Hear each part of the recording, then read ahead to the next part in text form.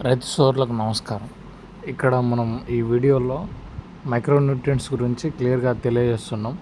అయితే ఈ మైక్రోన్యూట్రియంట్స్ అనేటివి మైక్రో అంటే చిన్న సూక్ష్మ పోషకాలు కాబట్టి వీటి అవసరం అంత ఎక్కువగా ఉండదని అనుకోవచ్చు. ఇది సూక్ష్మంగానే ఉంటాయి, వీటి అవసరం ఎక్కువగా ఉండకపోవచ్చు అని మనం అనుకుంటాం. కాకపోతే వీటి అవసరం ఎలా ఉంటుంది అనేది ఇక్కడ ఈ వీడియోలో అనేది క్లియర్గా చూపించిన. అయితే ఈ ఐరన్ అనేది క్లోరోఫిల్, ఈ పత్రహరితము కిరణజన్య సమూహ క్రియలో భాగంగా ఐరన్ అనేది ఉపయోగపడుతుంది. మాంగనీస్ అనేది కూడా కిరణజన్య సమూహ క్రియలో ఉపయోగపడుతుంది.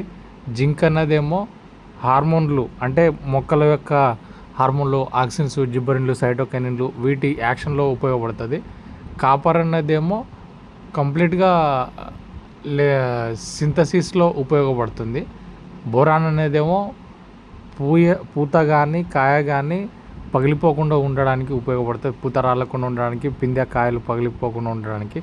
మాలిబ్డినం అనేది నైట్రోజన్ ఫిక్సేషన్ సంబంధించి నైట్రోజన్తో పాటుగా ఉంటుంది. క్లోరిన్ అనేది ఏం చేస్తాడంటే ఈ ఆస్మాసిస్కి ఉపయోగపడుతుంది. ఈ రకంగా అన్ని రకాల ఉపయోగాలు, వాటి యొక్క వివరాలన్నిటి ఈ వీడియోలో తెలియజేయడం జరిగింది. రైతు సోదరులు వీటిని బాగా గమనించవలసిందిగా కోరుతున్నాను.